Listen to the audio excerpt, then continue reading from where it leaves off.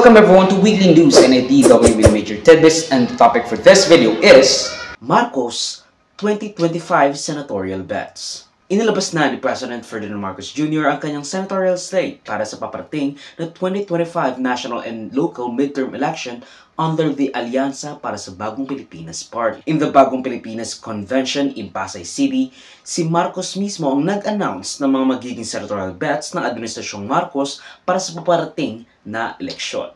Sa ating hanay ay matagal na naging alkalde ng progresibong lungsod ng Mandaluyong. Hinalal din siya bilang kongresista at ngayon siya ay ang maagap at mabisang kalihim ng DILG. Mga kababayan, ang ating Mr. Gawa, Hindi Salita, Secretary Benher Abalos.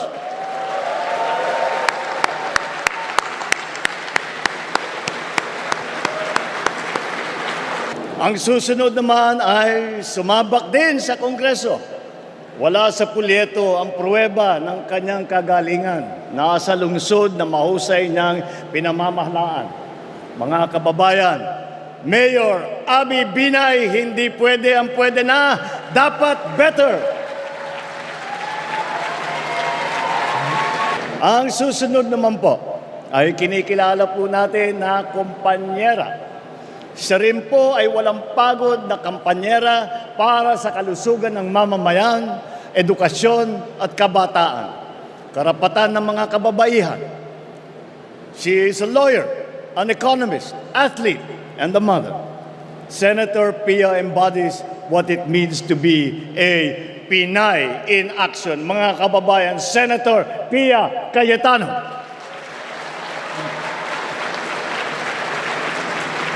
Kasama sa mga ito ay 4 na re-electionists, 3 dating senador, 2 congressperson, 1 mayor, at 1 secretary ng gabinete. Sila ay sina re-electionist Senator Pia Cayetano, Lito Lapid, Amy Marcos, Bong Revilla, at Francis Tolentino. Kasama rin sina former Senators Ping Lacson, Manny Pacquiao, Tito Soto III, Representative Erwin Tulfo and Camille Villar, at DILG Secretary Benher Abalos. I guess, salamat na lang sa listahan ng mga hindi umaboto. Of course. Just because they're the senatorial bets of the president na I didn't really like much, especially when he was campaigning, doesn't mean na they're automatically bad. I have at least a few of those people na inintroduce as the senatorial bets of the administration as someone that I would consider voting for. And, as I said, just because they're the senatorial bets of the president that I did not like when he was running, doesn't mean that they're automatically bad. Kasi nga, hindi naman ganun kasama or hindi naman ganun kagrabe ang naging pagbabago sa ilalim ng Administrasyong Marcos. It wasn't as apocalyptic as we once thought it would be. Kasi nga, he doesn't really do much. He wants to whitewash. He wants to kind of revise history.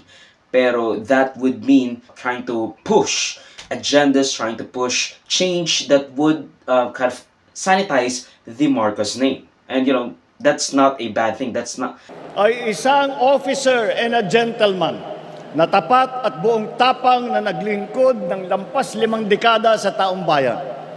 Anuman ang kanyang sasabihin at gagawin, ito ay laging nakaangkla sa motto ng kanyang alma mater: courage, integrity, loyalty. Isa po siya sa tunay na nagsasabuhay sa mensahe ng aking SONA: ang tama ay ipaglaban, ang mali ay labanan. What is right must be kept right. What is wrong must be set right. Mga kababayan, Senator Ping Lacson. Sanay ring mamabatas ang susunod sa ating lineup. Nahasa bilang vice-gobernador na ngayon ay nasa Senado. Naging gobernador din ng lalawigan niya ng Pampanga. Mga kababayan, ang Supremo ng Senado, Senator Lito Lapid.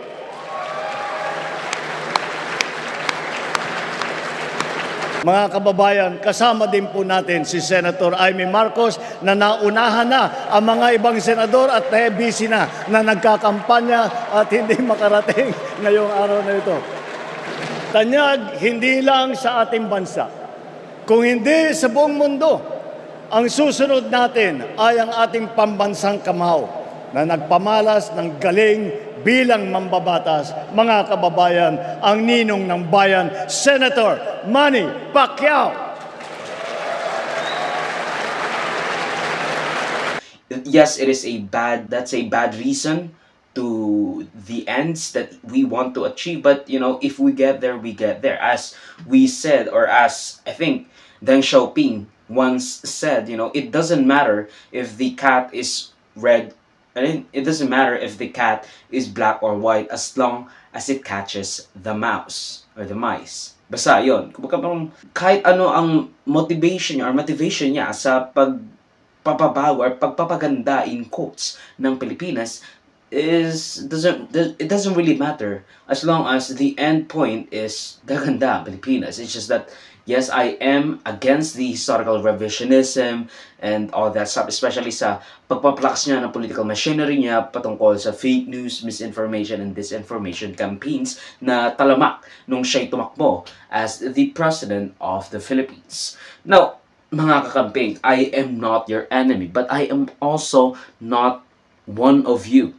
I mean, sure, I kind of am. Hindi ko kailangan makapag-asasyon sa inyo in all realities kasi I will be classified as a kakamping as well dahil nga, if given the chance, I would have wholeheartedly voted for Leni. Not in opposition against Marcos. Hindi ko siya binoboto dahil ayaw ko si Marcos manalo, but because I know for a fact that she could have done a better job, that she would have done a better job than Marcos. That her past predicts the future, and future, kung magkatotoo lang, ay mabuting alternate reality. It's just the fact na a lot of times we vote for people not because we like them, but because we hate them less than the other person running against them. Kind of the shiniest of two turds. But that shouldn't be the case. And that was the case with Marcos and Leni. But Leni lost. But I still would have wholeheartedly voted for her even if, talagang wala siyang pag-asang manalo. And I kind of had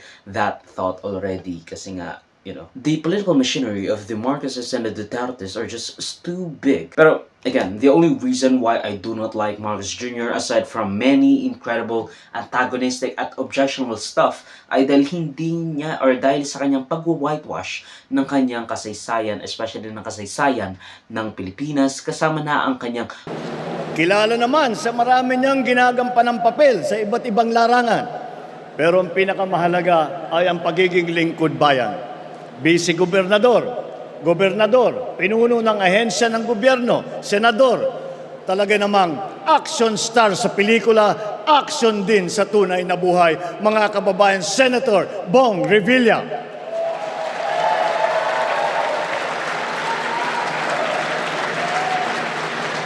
Ang ating susunod ay nakapaglingkod ng 24 na taon bilang senador. Kasama natin sa paglalakbay tungo sa maaliwalas na bukas. Mga kababayan, hindi na po nangangailangan ng introduction ang dating Senate President Tito Soto, maaasahan ng pamilyang Pilipino. Ito naman ang big brother na iyong masasandalan. Naging mayor ng Tagaytay, puno ng MMDA, ay ngayon naman ay senador. Mga kababayan, Senate Majority Leader Francis Utol Tolentino, tol ng bawat Pilipino. Paglapit sa US, further antagonizing the PRC at ang kanyang mga political machinery, ideolohiya ng mga sumusunod sa kanya, at mga pinaggagawa nito sa social at political landscape ng ating bayan. Kasi kapag merong unity na kandidato, huwag kang umasa na maganda ang layo nun sa iyong bansa. Pero again, they will win because they have the political backing and political machinery of the Marcoses. Kumbaga, ayun yung naging stigma, ayun yung naging stereotype of someone from the Marcos camp, especially Dutertes yung mga disinformation campaigns na yun, that would create ripple and lasting effects sa ating bansa for decades to come. In all realities, these are not incredibly objectionable sa mata ng publiko, or at least sa political zeitgeist at sa consciousness ng tao, dahil hindi naman nila nakikita yung pag-aabuso sa mga mamamahayag, mga union workers, and just general strikers, protesters. All of these people were or are already public servants, yung mga nasa senatorial bets ni Marcos, mga dating senador, kasalukuyang senador, tao ng kongreso, mayor at kalihim ng ehensya ng gobyerno. Mukhang pasok nga siguro ang 12 ito para sa 2025 midterm elections. May hirapan ang oposisyon magparami pa ng tao. Yung Cheeky Bam, yung mga Makabayan Bloc, si Leody de Guzman, si Espiritu David de Jesus, something I forgot his name. They cannot, or they would have less of a chance in beating the Marcos senatorial slate. Kasi nga, they are already establishment candidates. Kilala na sila ng tao. And most of all, they have the backing of the most popular president of all time in the Philippines. Ang endorsement ni Marcos is just the thing that will put them beyond the finish line. Kasi 90% of the race is just Marcos endorsing them. Pero, many of these people, especially former Senator and People's Champ Manny Pacquiao, Tito Soto, Amy Marcos, Lito Lapid, Erwin Tulfo, Francis Tolentino at Pia Cayetano ay mabilis may elect agad sa ating Senado. Almost guaranteed ito. Masyado pang maliit yung koalisyon ng mga kakamping at mga progresibo. The progressives movement or the progressive movement is just too small to eke out a victory for the majority of the midterm candidates. 7 and above. At least 7 of these persons will be elected or re-elected in the Senate, no questions or anything asked.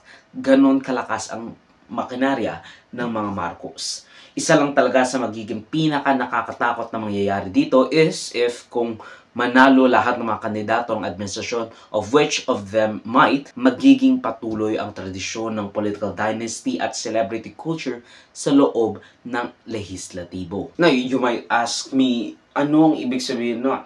That the celebrity culture and the freaking popularity, political dynasty culture would happen or be furthered or further instilled sa ating politika, especially in national elections, is the fact na in the 19th Congress, isa ay kapatid ng presidente at anak ng dating presidente at diktador.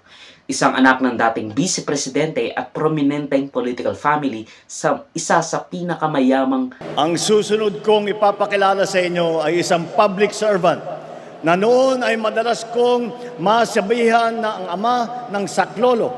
Kasi ang unang bukang bibig ng mamamayan ay itulfo mo. Nanihilbihan bilang kalihim ng DSWD na ngayon naman ay membro ng Kongreso, mga kababayan, Congressman Erwin Tulfo, kakampi ng inaapi.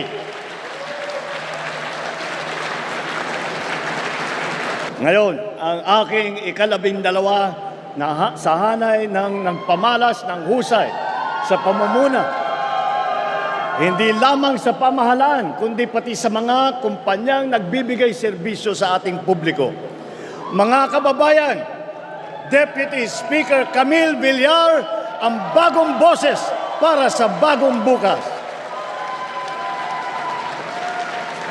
Siyudad sa Pilipinas, sa Metro Manila, isang miyembro ng isang prominenteng political family sa Metro Manila, 4 na magkakapatid, may magnanay at 2 anak ng dating impeached na presidente. With a total of 9 from political families that I know of, kasi hindi ko naman ni-research to. As I said earlier, hindi ako nag-research for this video. Sure, I did a bit of skimming, pero this is mostly opinion piece. This video is mostly opinion-based. With a total of, again, 9 from political families that I know of. Hindi pa kasama yung mga galing sa mas maliliit na bayan na hindi ko alam, but still is a political or pretty sizable na baluarte para sa kanilang re-election or election campaign. Hindi pa kasama yung mga artista with some of those overlapping. Sa senatorial slate ni Marcos, may kapatid ang 4 na taong ito sa either presidente or senador. We can clearly see na for sure, this will be an election that will surely be decided the moment they announced their senatorial slate. Kumbaga, parang, I know this is a defeatist attitude and the progressive movement is strong and is growing. Pero the fact of the matter is, I don't think we have the numbers para, makakuha pa ng mga progresibong tao na gustong bumoto sa mga taong makakapagbago sa Pilipinas, yung lalaban sa ating karapatan. Ang masasabi ko lang sa inyo is, I myself would vote for at least one person inside this slate. And yes, I was joking before na boboto ako ng administrasyon, oposisyon at mga Duterte para mas lalo pang maging nakakatawa, maging circus at mas marami pa akong makontent. Pero I beg you all to be aware, vote rightly, wisely, and justly with your conscience in mind. Dahil this is a pretty big of a political shift, from the Duterte's political zeitgeist and domination to the rise of Marcoses. This is an important election, and don't listen to me na 7 of those people will be elected and probably all 12 of those people will be elected as president, as senators. I'm not saying that you shouldn't vote because it won't matter. I just wish you all to kind of have your consciousness or conscience in mind when voting because this stuff really matters. And kapag natalo pa sila ulit, then the opposition would clearly be gone. Kaya kung ako sa inyo, campaign for these people, campaign for the opposition, campaign for the Makabayan Bloc, campaign for Chika Bam, and all that stuff. Because, yung Makabayan Bloc, medyo mahirap silang i-elect sa Senado because they're just so small today. They're just small now. Mahirap silang ilabas sa political zeitgeist, not unlike freaking Bam Aquino, Chel Jokno, and Kiko Pangilinan. They have the notoriety enough to be even considered sa mga papasok sa senatorial states na ito. Ang video clip na ito ay galing sa aking series na News Worthy Recap. Check the entire video for the complete weekly news recap and subscribe to the channel to be kept up to date sa mga local at global news na I'll make sure would be interesting to you particularly. Di ko alam yung name mo pero you should subscribe. Muhammad Smith? I don't fucking know. John Smith? Salamat sa manunod mga kabayan. Avoid me, like, subscribe, follow my links in socials and avoid. Show set would be linked down below. Sa susunod muli, of course, paalam.